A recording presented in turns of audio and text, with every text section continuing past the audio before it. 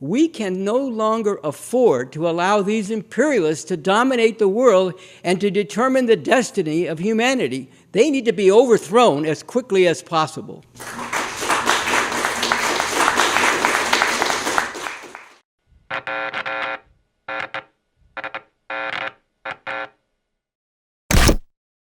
That was the revolutionary leader Bob Avakian from an interview he did on this, the RNL Revolution Nothing Less show in the fall of 2022.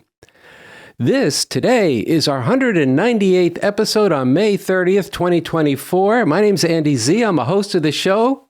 And I'm Annie Day, and I'm very glad to be here today.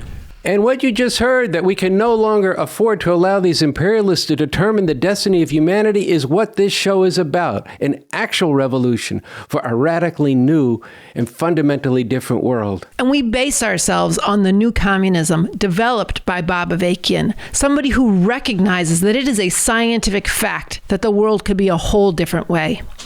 On today's show, we're going to talk about the horror of the situation in Gaza. And you're going to hear directly from Bob Avakian about why this happens. Why are there these wars for empire, these armies of occupation and crimes against humanity?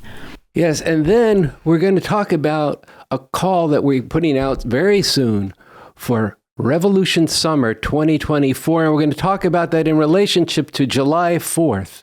To start the show, we're going to hear an interview that Andy just did with Alan Goodman, a correspondent for Revcom.us Revolution newspaper. On Sunday night in the city of Rafah, in a displaced persons camp that was supposed to be a safe zone, Israel dropped missiles, U.S.-made missiles, on people in tents that led to a fiery inferno. It led to beheaded babies, and it led to images that will mark the conscience of all of society. Let's hear from Alan and Andy talking about this horror and what it's part of. Overnight, fire and horror in Rafah.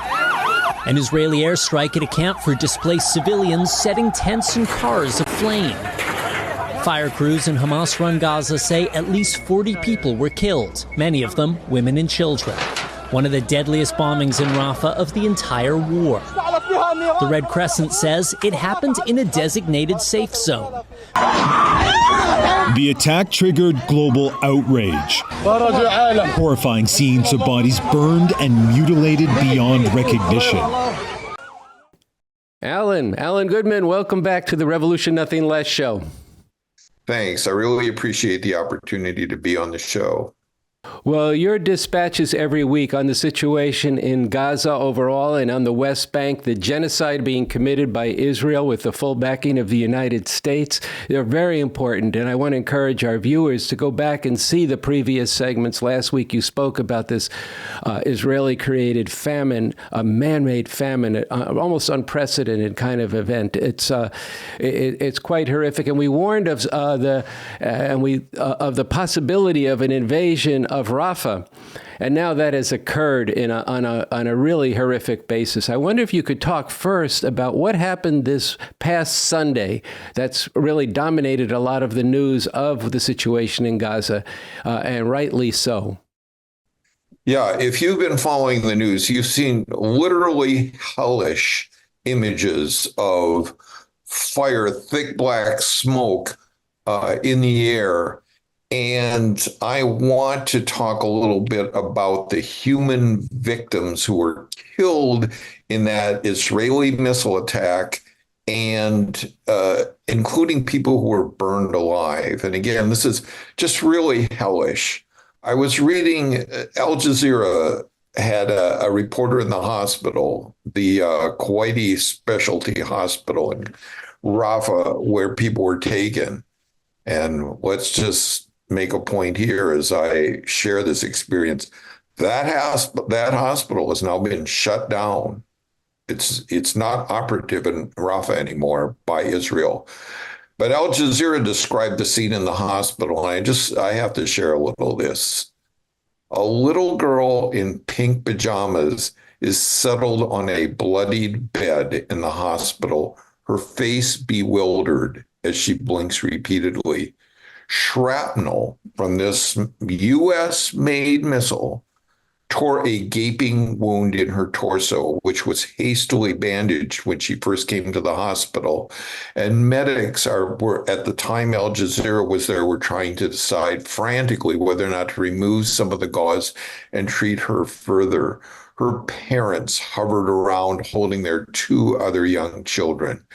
Nearby, a girl dressed in a blood-soaked red hoodie is shrieking and shuddering in pain as a medic tries in vain to find a vein in her emaciated arm. And Andy, you referenced this last week. We talked about how famine and starvation are so widespread that people who normally could be operated on fairly routinely to just stitch together a wound, they can't do that because they're so unnourished that they can't repair, their bodies can't repair. So when they're injured in these bombs, they can't literally be sewn back together. Moving on, a few beds over, a toddler, her hair matted with blood, breathes in and out of consciousness as doctors hurriedly stitch her head. She is heaving deeply, intermittently, letting out a small cry, and nearby, medics carry the lifeless body of a little boy wearing shorts and a matching blood-soaked T-shirt to where he will be shrouded in a white cloth for burial, while an elderly man kneels by the bed and beats his head against the bed in despair. These are people for whom Israel and the U.S., they've said it. They've said that the Palestinian people are not human, and that's what's happening. And readers who follow our coverage at Revcom.us will see in this week's article, Biden was just outraged that the International Court of Justice considers things like this war crimes. And Kamala Harris claimed this was tragic. This was not tragic. This was a crime against humanity, literally made in USA. The bomb was made in the United States in Colorado. The New York Times and other major mainstream news sources even got a serial number and the manufacturer's name on the bomb. And, Biden has been claiming that he's, holding Israel back. And if they're going to go into Rafah, it has to be very precise, very, limited. Here's a quote from Secretary of State Anthony Blinken about the bomb that set off this horrific firestorm. He called it, and this is a quote, a limited, focused, targeted attack by Israel. When you hear Biden and Blinken and the rest of them saying that they are holding Israel back, think about this horrific massacre. A couple other lies that people should be aware of. Israel and the U.S. have said that the warheads that were fired into Rafah were intended to take out 2 Hamas operatives, and that, again, that these warheads could not have ignited the fire that was sparked by the attack. That's the lie. The New York Times, I think it's today or yesterday, reported that 2 weapons experts said 2 things about this bomb that set off this horrific inferno. One, that it was much larger than what would be needed if the target was actually 2 people. And second of all, that there's a high probability that a bomb like this would set off a fire with all the combustible material, people living in tents around. Alan, what you've been bringing out is so fucking infuriating and heartrending. And this particular missile that they use is one that the U.S. has said, oh, you should use this, not the 2,000-pound bombs, because that would be too destructive. But just look at what this did to not just the 45 people who lost their lives, but all the people around and the families itself. I want to talk, though, about this red line. This red line, it's if the Israeli Defense Force does this, then Biden and Blinken have said, then we're gonna do something. So how does this not violate the red line that the president laid out? As I said, we don't want to see a major ground operation. We haven't seen that at this point. How many more charred corpses does he have to see before the president considers a change in policy? We don't want to see a single more innocent life taken. And I kind of take a little offense at the question. No civilian casualties is the right number of civilian casualties. And this is not something that we've turned a blind eye to, nor has it been something we've ignored or neglected to raise with our Israeli counterparts, including, Ed, this weekend as a result of this particular strike. Now, they're investigating it, so let's let them investigate it and see what they come up with. And they defined that red line as to what would be too much. And so why don't you speak about that? Tell people about what they said the red line was and what they've actually done and what that shows us. Let me ask you something, Andy. Mm-hmm. If journalists and witnesses in Rafah are reporting that Israeli tanks have seized control of a key intersection in the heart of Rafah, if Israel has sent tanks right up to the Egyptian border and announced that it has occupied the entire, I think it's 8 miles wide at this point, border with Egypt, sealing off the Rafah crossing, which up to now has been the most reliable way that aid has gotten into Rafah and southern Gaza, and has bombed refugees living in tents, killing 45 of them, burning some of them alive. Would you say that's an invasion of Rafah? Well, that's a tough question, Alan. Yeah, I would say that's an invasion and a genocide, especially when you've evacuated 1 million people to a city that normally holds 200,000 people. That is a man-made, a conscious decision to incinerate a people. And it's an invasion. I think that's very important background. All the people who were driven from all over Gaza into Rafah have now been driven out, which in and of itself constitutes a murderous, horrific crime against humanity by the threat and seeing bombs going off. So yes, this is an invasion. And I think your point is that the red line, I think it can safely be said, means there's no crime too great that Israel commits against the Palestinian people that will sever, as Biden put it, U.S. rock solid support for Israel, so that each crime then extends, like you were saying, well, we're going to do something about it. If they do this, if they do that, if they invade Rafah, which has been seen as just accurately as a whole other escalation of the genocidal horror, and it's happening and he's not doing anything. So yeah, it is that school you're saying, well, this time I really mean it. But the fact is that, as you've brought out on this show and we've brought out, and Bob Avakian has brought this out in his social media, that the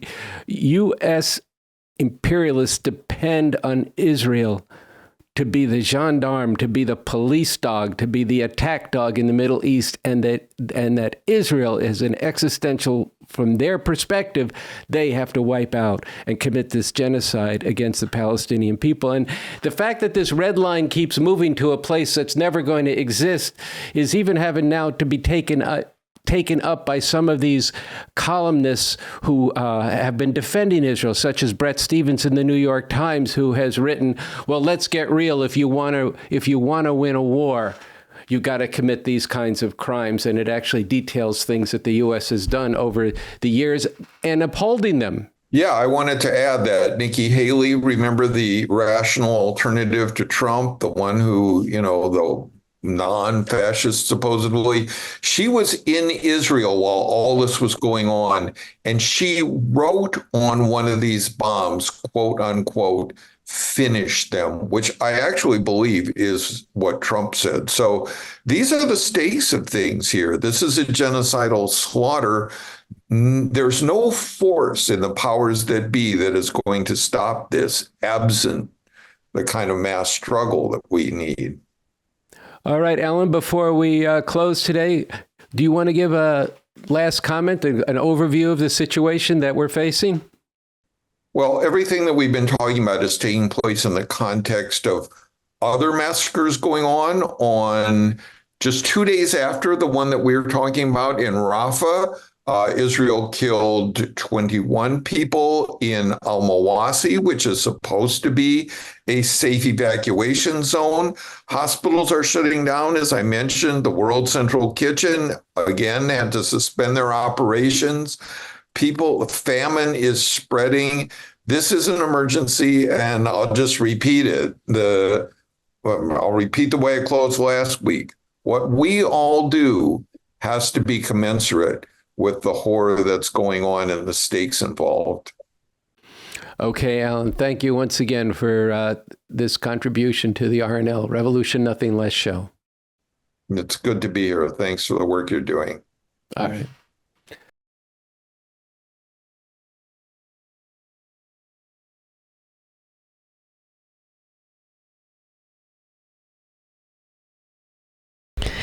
It's important to say that there have been protests all around the world against this horror.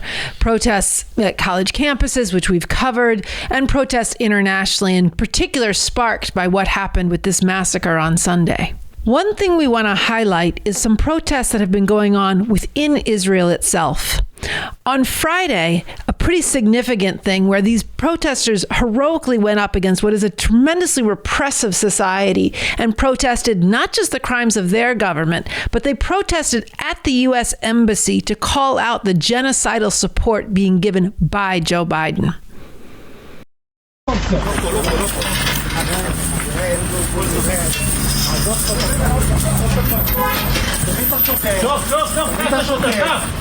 Inconvenient is a crime from Ukraine to Palestine. Competing in genocide.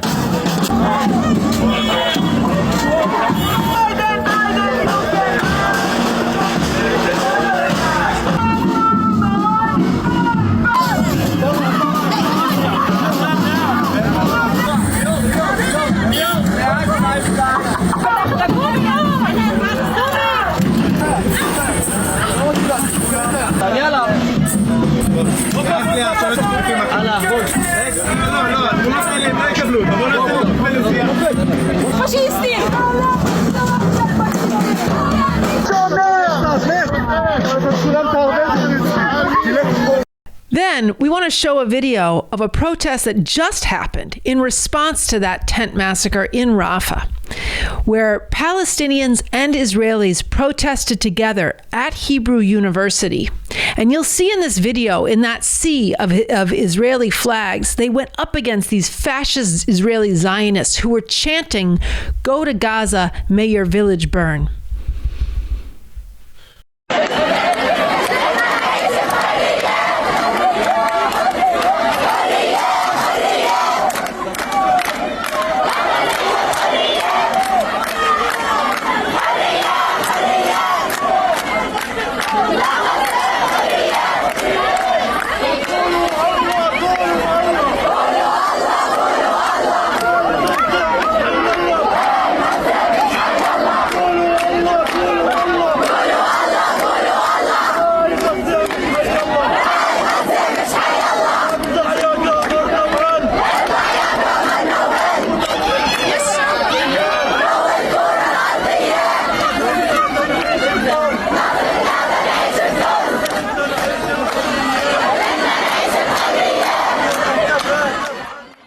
And we have to be just as serious here. We have to wage a struggle, a determined struggle that's commensurate with the responsibility we have in this country that is arming and backing and providing intelligence to the Israeli and diplomatic cover all over the world for this tremendous atrocity that's being done in our name. And this struggle has to get very broad and has to spread to all sections of society. We have to take it to the people. who are most oppressed by this system, who are under the heel and the boot of this system.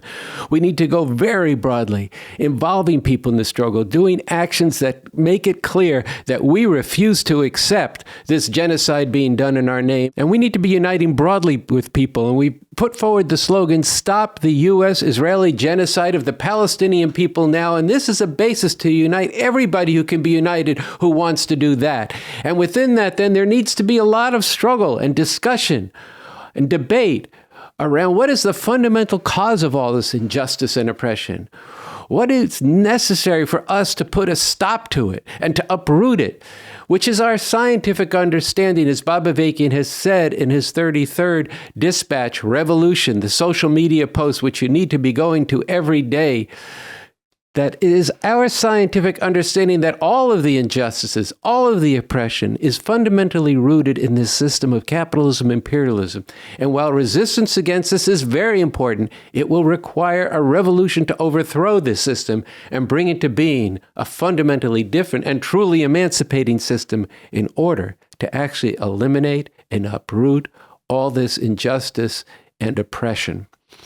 Now, we're going to show you now a short segment from the beginning of the talk he did in 2018, why we need a revolution and how we could really make a revolution.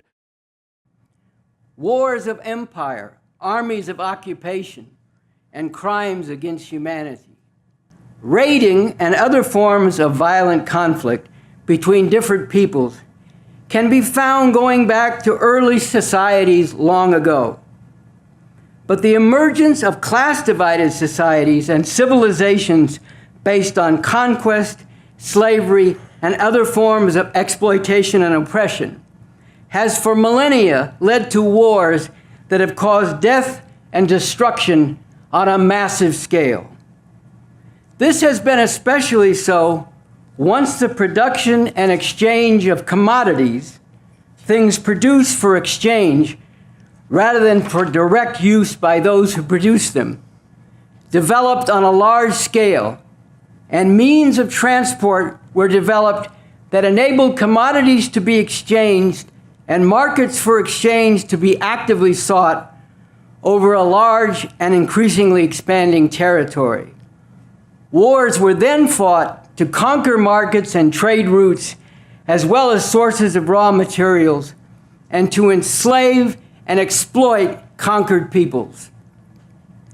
With the development of capitalism over the past several centuries, commodity production and exchange has been greatly extended to become the generalized way in which production and exchange has been carried out. If you think about it, all the things that you use, or almost all of them, you do not make them yourself. You exchange something, namely money, to buy them from some other source. And this is what people all over the world are now doing. This is what capitalism has generalized. And capitalism has more and more tightly bound things together under its domination into an overall world system.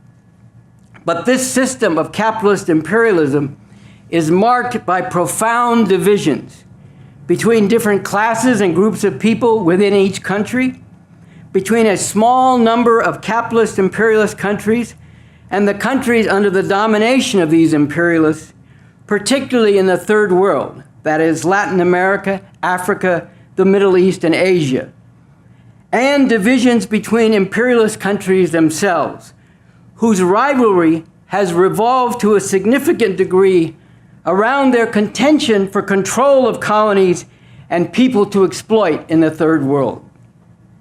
And when, for a time in the last century, there were socialist countries, first in the Soviet Union and then also in China, there was a conflict between the imperialist powers and those socialist countries, which the imperialists worked to isolate, suffocate, and destroy.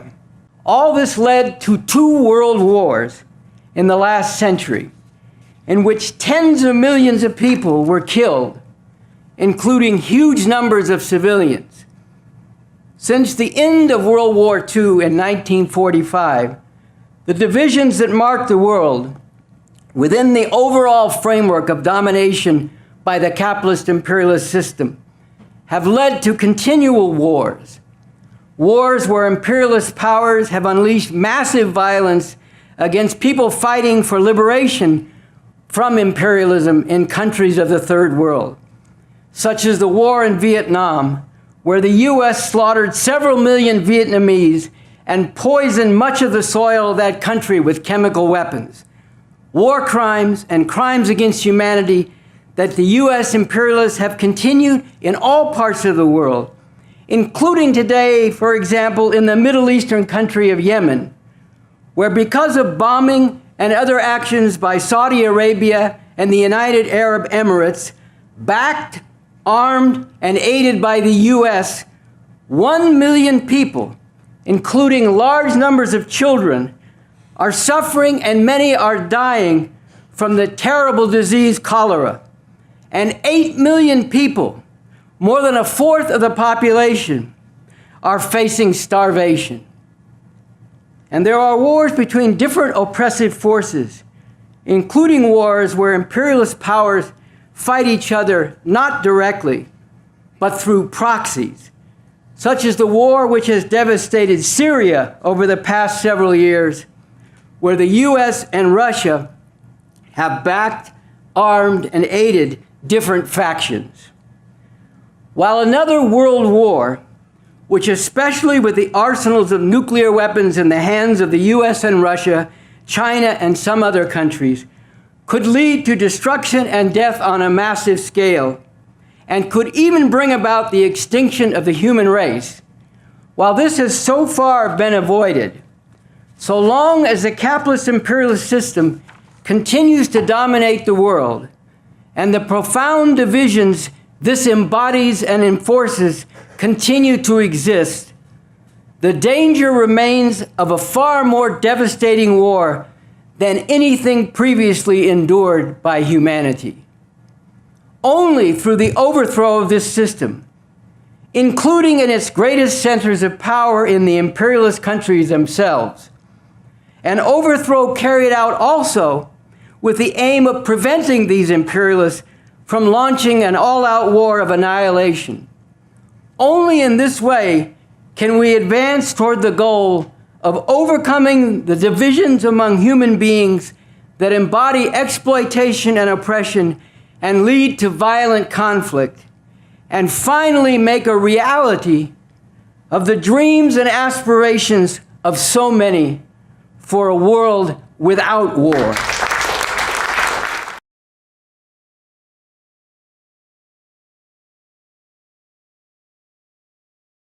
That was Bob Avakian from Why We Need an Actual Revolution and How We Could Really Make a Revolution. You can find that film, that talk, on revcom.us and on our channel. And Annie, we are coming up on July 4th, U.S. Independence Day.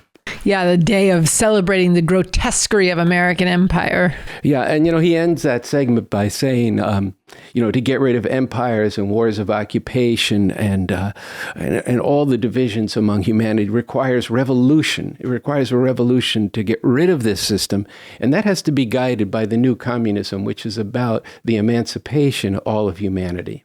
Which is so totally in opposition to the American chauvinism and the celebration of this country with all of their history saturated in the blood of the people of the world. So let's, in light of July 4th, we're going to play a clip from something that was illustrated by the RNL Revolution Nothing Less show last year, an inconvenient but absolutely necessary truth.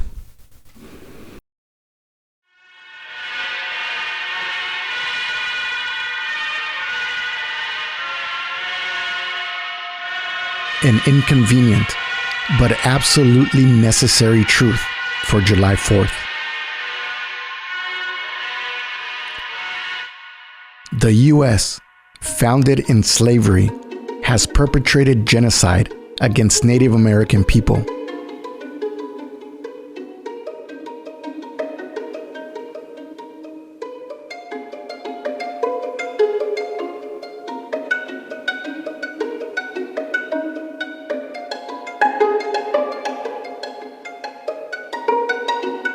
Invaded, occupied, and staged coups throughout the world.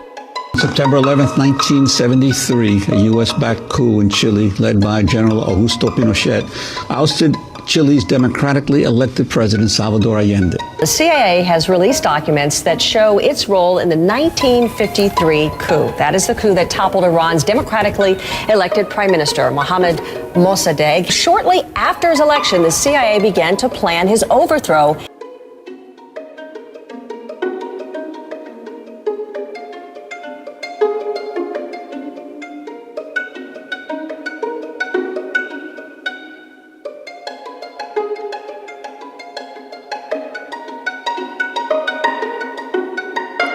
Dropped nuclear bombs.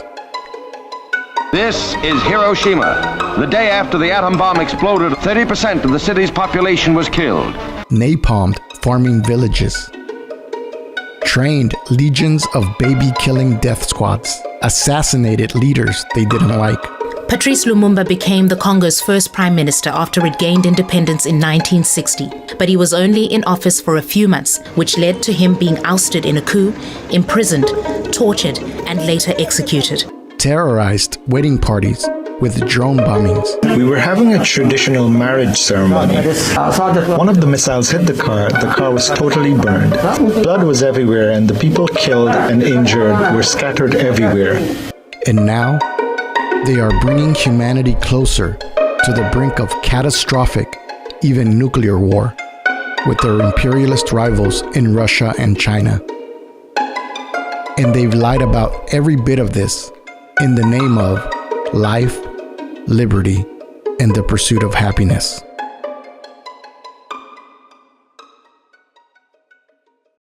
Now keep those images in your head. And keep that inconvenient truth in your head.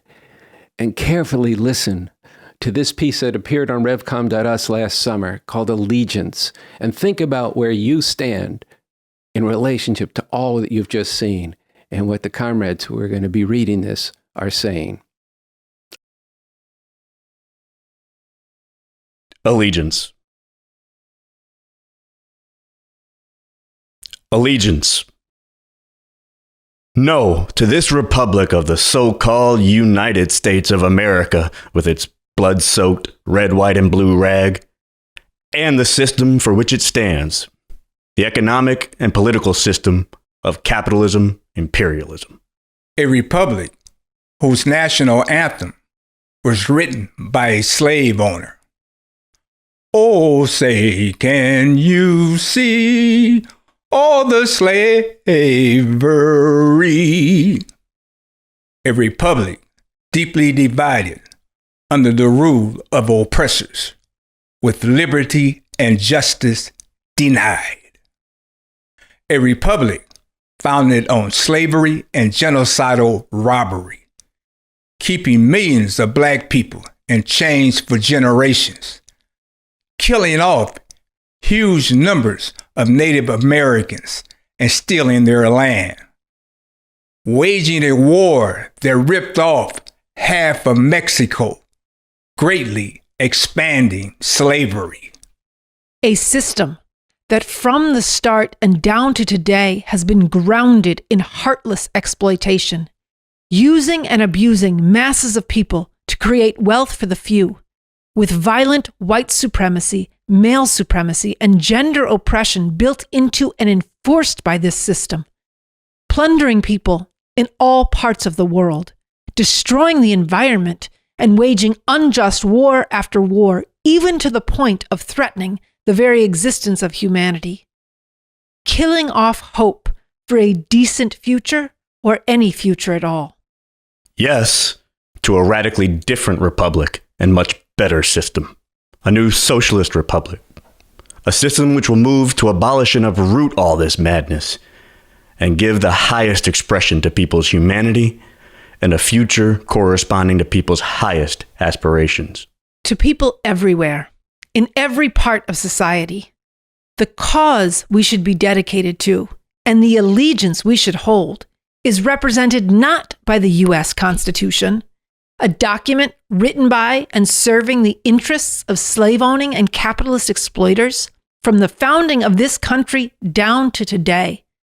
A document that elevates property and the right to enslave and exploit above and against the life and liberty of billions of people here and throughout the world. A document that for nearly 100 years institutionalized owning Black people as property. A document that has been repeatedly used and is used today to legalize inequality, injustice, and oppression, with whole groups of people treated as second class and less than fully human.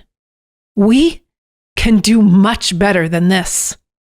The cause we need to be dedicated to is revolution.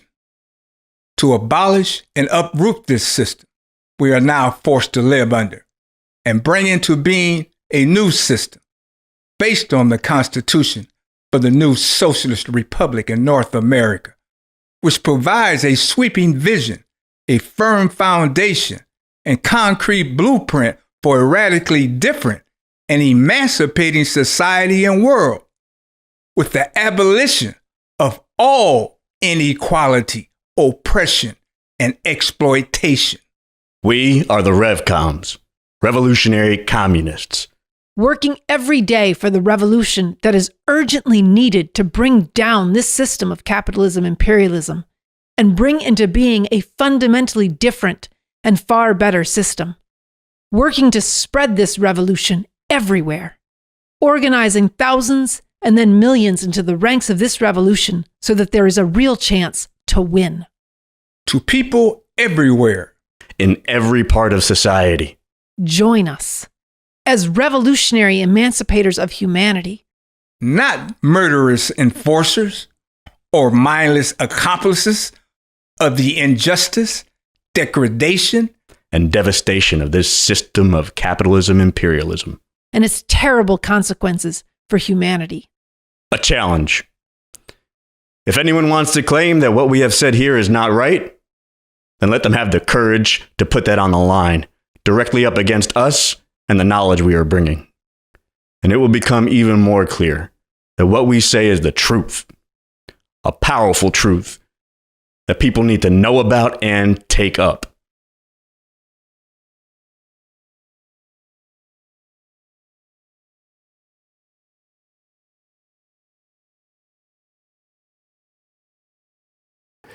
Annie, that was a powerful reading that you did with Noche Diaz and Joe Veal of Allegiance, and it's really right on time for July 4th. Especially this year, we are planning this summer when as we've talked about on this show, revolution has become more possible. A revolution summer 2024. It's really important that we're putting that on the show today in preparation for starting right now, going up to July 4th.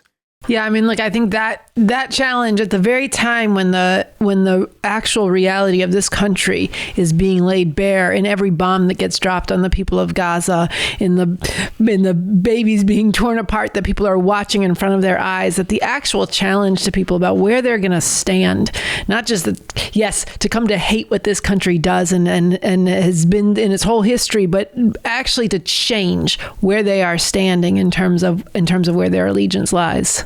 And so this is going to be a summer where we're going to have a lot of discussion, a lot of debate about the problem and the solution, but we're going to be taking revolution out to the masses of people, and we're going to be doing things. In July 4th weekend, July 4th is on a Thursday. Well, maybe we'll start it on Wednesday. We'll have 5 days to really get out big time around Gaza and in preparation for a whole summer, including that there's going to be significant protests, which the Revcoms are going to go to at the Democratic National Convention on August 19th. Yeah, with the eyes on the world, the eyes of the whole world on Chicago, there needs to be a serious challenge to this empire, a serious, very broad mass outrage and opposition to this genocide that's taking place in Gaza, with the mass demand shaking the whole country and the world to stop the U.S.-Israeli genocidal slaughter of the Palestinian people. And there needs to be a very powerful force within that is pointing people to the need for an actual revolution and, like you're saying, the potential for that. I think it'd be a good, we want to play a clip from a comedian who talked about the contradiction that the choices that this system is proffering are Genocide Joe and MAGA fascist Trump. A lot of people want the Democrats to lose, understandably. A lot of people want the Democrats to be punished and to suffer a historic and humiliating defeat. And white liberals are very tense, right? They're like, is that what you really want? Is that what you really want? You want Trump to come back? You want Trump to win? What I want is for you to not lecture us on how to respond to a genocide you didn't try to stop, okay? You think that's a good idea? You think that's a good idea for your community? Because it's your community that's going to suffer if Trump comes back. People like you are going to suffer. What do you think of that? I think that a political system that ultimately makes you choose between genocidal dementia and cheeseburger-powered fake tan Hitler is a system worth overthrowing, okay? Maybe that is the conclusion you should be coming to instead of lecturing black and brown people on why they don't worship the Democrats, okay?